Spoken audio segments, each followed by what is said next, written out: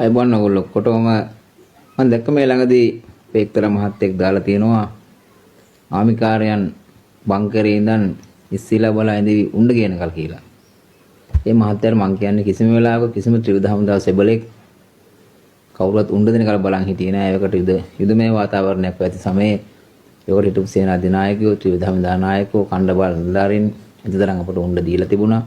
මොකද අපි උණ්ඩ ඉවරුනහම කයමත් උණ්ඩ එල්ලුන්නේ අතින් පයින් හරි ගේම ගහනවා.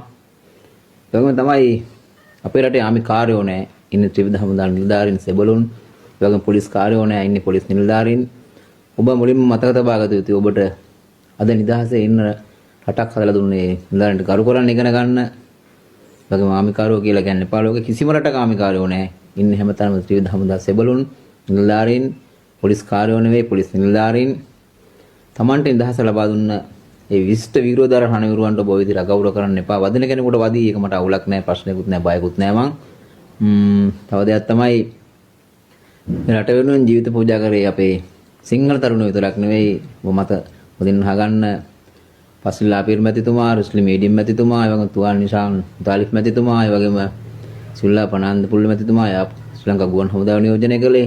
ඒ වගේම පරම වීර විභූෂණයෙන් පිදුම් ලැබූ රණවිරු 32ක් ඉන්නවා අපේ රටේ. වීර වික්‍රම රණ ශූර දේශපුත්‍ර මේ කියන සම්මානයෙන් පිදුම් ලැබූ රණවිරු රාශියක් ඉන්න රටක වගේම ජීවමාන බුදුන් වැඩ ඉන්න රටක ඉපදිච්ච ඔබ ඇත්තටම ඔබ මම හැම සියලු දෙනා වාසනාවන්තයි.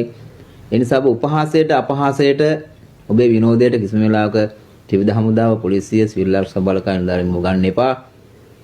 ඒක තමයි මට ඕගොල්ලන්ට කියන්න තියෙන්නේ. ඒ වගේම තමයි අද අපේ රට කුමන දේශපාලන මතයක් දරුවත් අපේ රටේ ඉන්නේ නායකයෙක්නේ. වරුණ කුමාරයා නෙවෙයි. වරුණ කුමාර දිසානායක මැතිතුමා.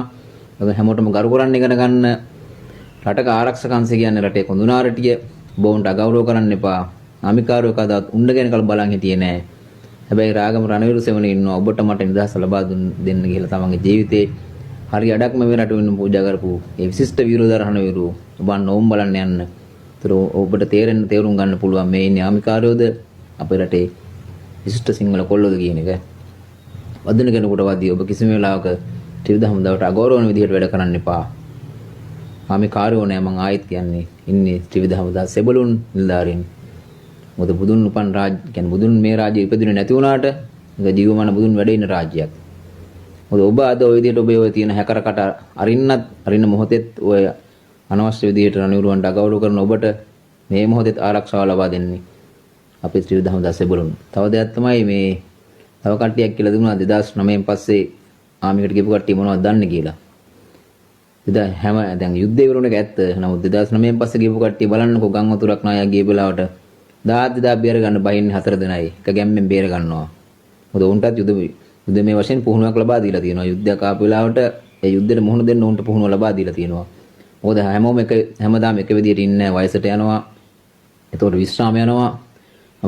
ඕනම මොහොතක විශ්‍රාම ගියා නොගියා හොනේ මේ ත්‍රිවිධ හමුදා සෙබළු ඕන්ලාක තමන්ගේ රට වෙනුවෙන් තම ජීවිතේ පූජා කරන්න දෙපාරක් හිතුවේ නෑ.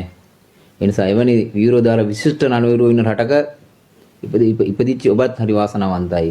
එම නිසා මම ඔබට නැවත නැවතත් කියන්නේ ශ්‍රී ලංකාවේ විතරක් නෙමෙයි මේ මුළු ලෝකෙම ආමි කාර්යෝ නෑ ඉන්නේ අති විශිෂ්ට විරෝධාර රණවිරුවෝ.